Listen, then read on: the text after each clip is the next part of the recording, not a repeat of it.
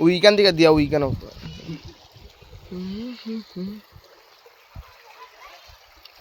ধর তুই ধর এটা ক্যাশ ধর মোবাইলটা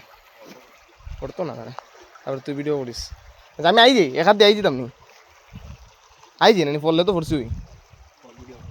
ভিডিও তো জানা নি যদি না ধরতে পারি বা আই যাই মোবাইল শো অফ আমিও যাই বিকাল আমার যাইব খারাপ শুনি